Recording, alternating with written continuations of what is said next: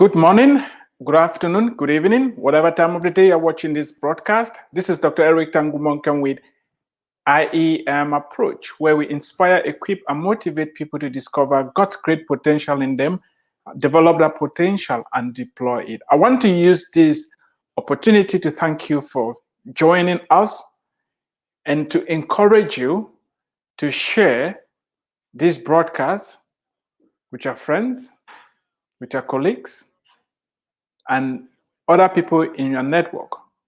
Encourage them to come on board so we can have this conversation together.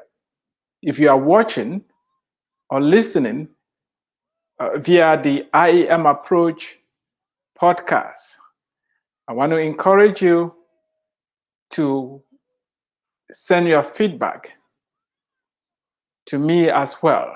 The number is 214-908-3963, 214-908-3963. If you rather use the email, it's eternalkingdom101 at gmail.com. eternalkingdom101 at gmail.com. I promised that for the next 52 days, I'm going to be sharing 52 different strategies that will position any immigrant anywhere in the globe to succeed. I'm glad you're listening to this. If this is your first time of joining us, we're going to be looking at the 20th strategy.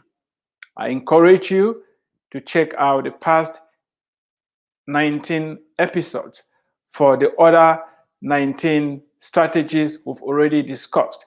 These are 52 different areas of your life I want you to be thinking about and doing something in those different areas. When you get up each day, you have to ask yourself, what am I doing regarding learning, regarding asking questions, regarding expanding my network, regarding learning other cultures, regarding, as we're going to see today, writing a book. Before we talk about writing a book, I want us to recap what we heard yesterday about you taking ownership of your story. Because writing the book, as we're going to see, is tied into your story. You have to start, as I said in the last episode, by taking ownership of your story. Own your story. It's your life. It's where you've been. It has what you need in there for the next phase of your journey. One of the most important benefits of writing of taking ownership of your story is the inspiration that your story brings to your listeners. The other one is that embedded in your story are the tools and the resources that you need for the journey that is ahead of you. And lastly, refusing to come to terms with your past or embrace it is allowing your past to hold you down and rob you of your future.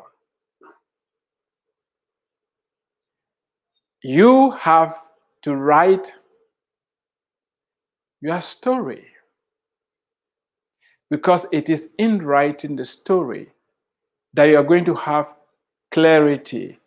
You will be able to connect the dots. You will be able to organize that story in a way that is going to make it very easy for you to share with other people. You'll be able to discover the resources and the tools that you already have when you sit down and put in the time and the energy and the effort to write your story. You don't need to be a literature major to write your story. You don't need to be an academician to write your story. You don't need to be rich and famous to write your story. You don't need to have lived very long to write your story. You don't need to be famous to write your story. You don't need to be old. You don't need to be young to write your story. Now is the right time for you to write that story. Most people say that they are going to wait until the end of their life when they've figured out everything before they will tell their story. It may be too late. Tomorrow is not guaranteed. That story is needed right now. You've moved into a different country. There are many stories that are being told. You need to add your voice to the other voices. You need to bring your own flavor on the table. We are living in a day and time when it's very, very easy for you to write your story and make it available to the entire world. The World Wide Web, print on demand, has made it very easy to write your story and disseminate it. It's very important for you to write. Remember, most of what you are doing right now is very temporal. If you don't document, if you don't write your story, when you leave, when you exit this stage, what are we going to remember you for? However, one way for you to immortalize yourself, one way for you to continue speaking, even when you exit the stage, is for you to write your story, that book, the book of your life, what you've been through, where you are going, what makes you tick. Now is the time to write that book. Now is the time to pen that story. We've already heard that nobody's story is boring, because some of you are saying, nobody knows me. I don't have anything to share. My life cannot inspire anybody. How did you arrive at that conclusion? It's important for you to understand that the power of the story is not in the drama. However, if you've already moved as an immigrant, your story is already dramatic. There's already a lot going on in your life. And I want to encourage you to capitalize on that story, not only take ownership, but document it. Write your story, write your first book, the book of your life. It's important for you to do that. The power of the story is in the telling. And there are lots of resources today. If you don't know where to start, you can ask for help. I can help you. I coach people to write. Let's have that conversation. We are going to help you put your story together and get it into print. In addition to speaking, in addition to inspiring, in addition to writing, I also operate a publishing company, IEM Press. We inspire, equip, and motivate people to tell their stories. Stories are so powerful, as I'm going to say. Stories are so powerful. You are having this conversation with me today because of some stories that I heard when I was in 7th grade. Among all these stories, that of Lexon Kaira stands out. It inspired me profoundly. And how did I meet Lexon Kaira? I did not meet him in person, but he spoke in my life in a very profound way. Lately, I did a little research on him to see if he was still alive, for me to tell him how impactful the book he wrote impacted me. I was in Cameroon. Lexon was born in Malawi on the other side of Africa. We never met, but we met through the story that he wrote. Lexon's life was also inspired by the story of Abraham Lincoln and that of Booker T. Washington, told in his book, Up from Slavery. He got up one morning on October 14th, 1958, and told his mother, I am going to walk my way to the United States of America to further my education. We are talking about a 9,600 miles journey. And all he had with him that morning was the Bible, the book Pilgrim's Progress and Acts, and a bag of flour. His mother thought walking to America was going to take him about 5 days. So she put together some supplies for him. This sounds crazy and mind-boggling, but it's a true story. Imagine this guy in East Africa gets up in the morning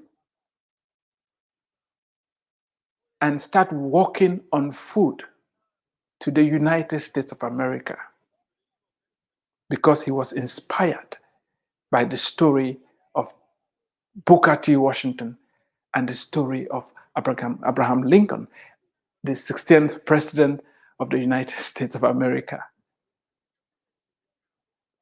He took the first step and the second step, slowly left his village, crossed over from Malawi, back then it was Naisa land, into Uganda.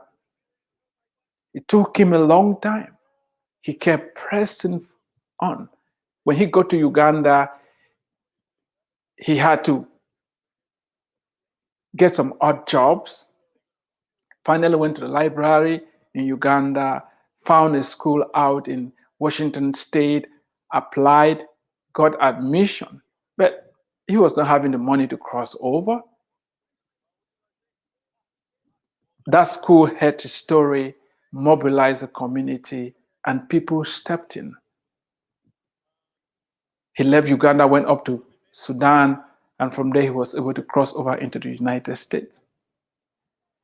When I read that story, I did not know that a day will come that I too will step out in faith in pursuit of higher education, and I will find myself in the United States.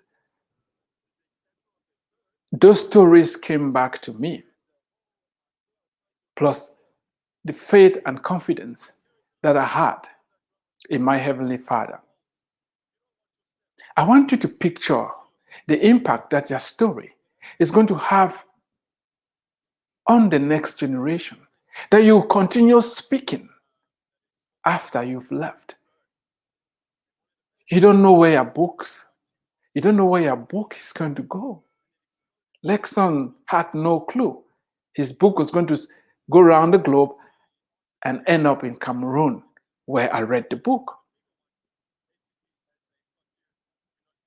If you're still doubting if you should write your story or not, if you should write that book or not,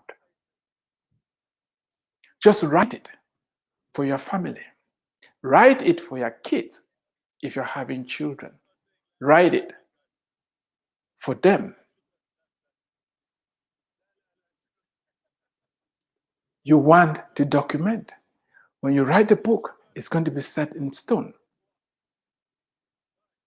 There are lots of benefits for writing that book. It's going to open doors for you. You could make some money by selling the book. All those are secondary. The most important thing are the lives you are going to change. You may be doubting if you have what it takes for you to write. You do. People have already been asking you about that book. Each time you are asked, where are you from? Why did you move? It's a story people want to hear. You already have the story in you. Just sit down and put pen to paper. You can type it away. If you don't know how to type, you can write. And other people will transcribe it for you. Now you may be wondering, I don't know where to start. I don't know how to tell my story. That is why some of us will come in to help you to do that. There are many other people, many services out there that can help you put that story together. But I want you to know that one of the most important contributions you are going to do as an immigrant, and that is going to place you on the path to success, is for you to write a book. Don't be surprised. After writing one book, as you're going to see, you may write the second one, and the third one, and the fourth one. But you need to start with one, and that one book is your story. People are waiting to hear that story. There are people that will only be inspired when they will hear you, when they will hear your story. There is no immigrant who is not having a dramatic story. No single immigrant. Don't downplay your story. Take ownership of it and write it. Don't just talk about it, write it. That is the only way you're going to immortalize yourself. That is the only way you're going to set that story in stone. If you need permission to write your story, I give it to you now. You can write it. Now is the time for you to go to work. I'm going to show you a cross-section of the books I've written. My background is in geosciences. I'm not a literature major. I'm not an English major. But I started with my first book, Coming to America, A Journey of Faith. I was motivated to share my story. And after writing this first book, I've written 19 plus books, counting. I'm just going to show you a cross-section of the books today.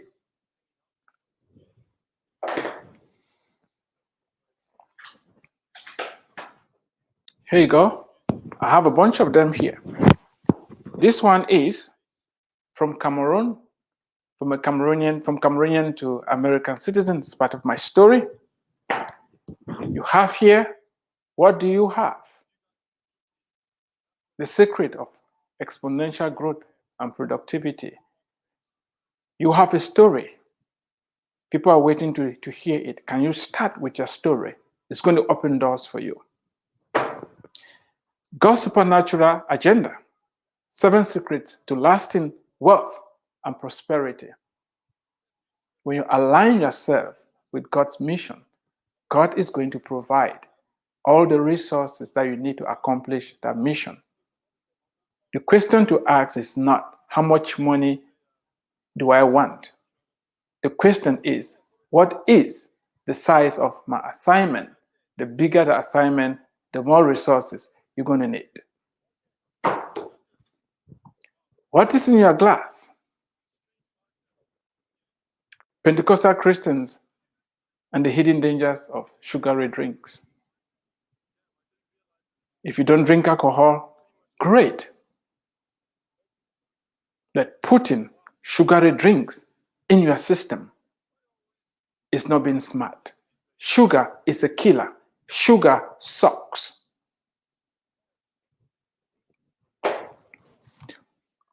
Phones, electronic devices.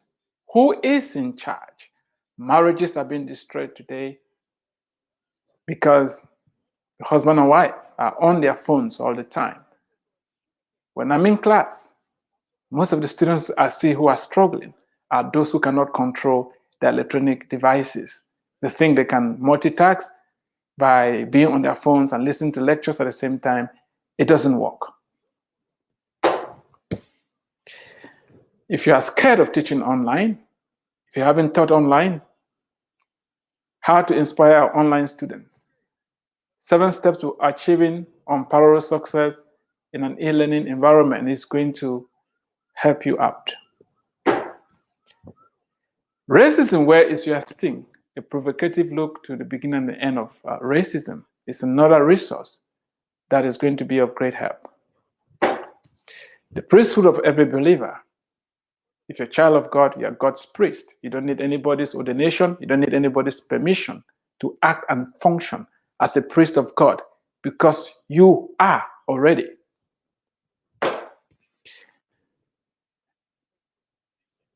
For every excuse, there is a solution. This is a call for you to start looking at all those excuses in your life as opportunities to make a difference. If you can make an excuse, you can provide a solution. Enhance your marriage. There are 3 legs in marriage: sex, communication, and money. We add the 4th leg for stability, and that is health. Without health, nothing else matters. Without good health, nothing else matters.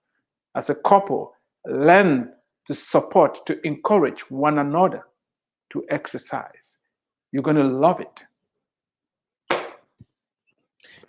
To exercise or not to exercise, the connection between physical exercise and spirituality.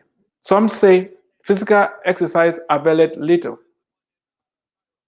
and because of that, they don't exercise. Let me tell you, that little is great. If you're not taking care of your body, sooner or later, your spirit will get out of that body because it's become too toxic for it. You know what that means? You will be dead.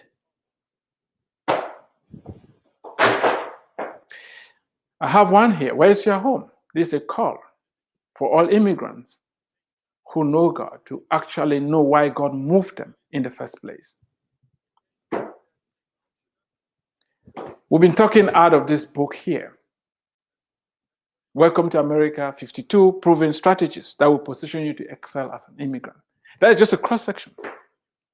Some of the books that I've written, and there are more that are coming. When we'll be done with these 52 different strategies, we're going to actually dive into some of these books.